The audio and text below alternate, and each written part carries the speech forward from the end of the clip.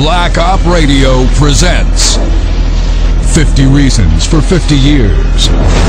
Why the Warren Commission may be the greatest fraud perpetrated on the American public. Now your host, Len Osanek. This week's episode, Richard Case Nagell. Jim Garrison described him as the most important witness in the JFK assassination. But you won't find his name anywhere in the Warren Commission report. Author Dick Russell has conducted exhaustive research on Richard Nagell. My name is Dick Russell, and I'm the author of a book called The Man Who Knew Too Much. It's a lengthy investigation of the Kennedy assassination and what I believe was a conspiracy in that tragedy that took place on November 22nd, 1963. The main focus of the book is a guy named Richard Case Nagell, whom I knew and interviewed on a number of occasions between 1975 and his death in 1996. Nagell was well known to the intelligence community. He was, in fact, an agent of the CIA and also a double agent for the Soviet either KGB or GRU. Nagell had been the youngest soldier promoted to captain during the Korean War and gone on to a career in military intelligence. He had first met Lee Harvey Oswald in Japan in the late 1950s when he was stationed there, and later was assigned by the intelligence agencies to monitor Oswald's activities after Oswald came back from Russia in 1962. What transpired next was Nagell's involvement with Oswald in a small conspiracy that he was monitoring to assassinate President Kennedy. According to Nagell, Oswald was involved in this conspiracy as an intelligence guy, but whether he was really loyal to the Cubans or not is questionable. This is not to say the Cubans did it.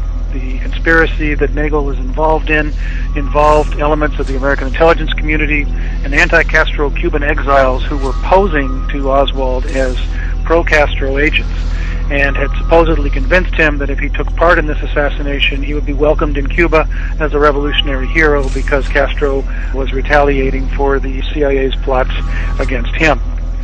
Now, what happened eventually was that Nagell took himself out of the picture.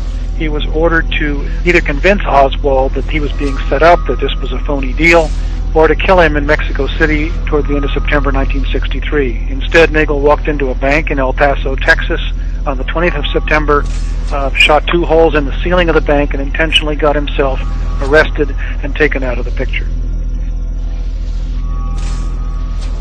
Now, this story may sound fantastic, but there's evidence to back it up.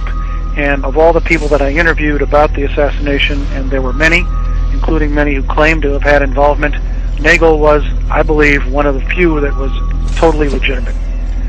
When he was arrested by the FBI, and he made sure it was the FBI, in the bank in Texas 2 months before the assassination, Nagell had on him 2 notebooks, in fact. I mean, one of them had the address and the phone number in Mexico City of the Cuban embassy that Oswald had been in touch with, and also listings for the Fair Play for Cuba committee that Oswald was part of. Nagell also had, and this was really astounding, he had in his possession a military ID card that belonged to Oswald. And in fact, it was called a Uniformed Services Identification Card, and the Dallas police had seized this from him after the assassination. The card that the police took from Oswald had a Department of Defense overstamp on it. The card in Nagell's possession, with the same number, had a different photograph, a different signature, and no Department of Defense overstamp. Now, in those days, you couldn't just fabricate these things on a computer. There was no computer to do that.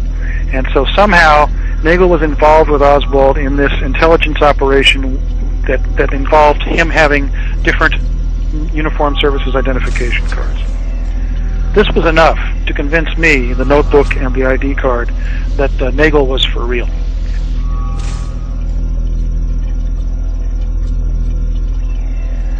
What happened eventually to Nagell was he was railroaded through prison for 4.5 years for that alleged bank robbery.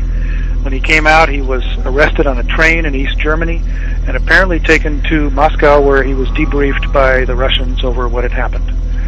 Eventually, he died mysteriously in 1996, this very day that the Assassinations Record Review Board had sent a subpoena to him to find out what he could tell them about what had happened.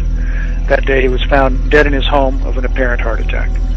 He is one of the leading witnesses, and many of them have disappeared and died over the years, and I think a very important link to understanding what really happened to President Kennedy on that terrible day.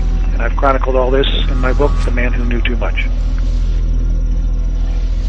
Stay tuned for the next installment as we expose week after week 50 lies the Warren Commission would like you to believe.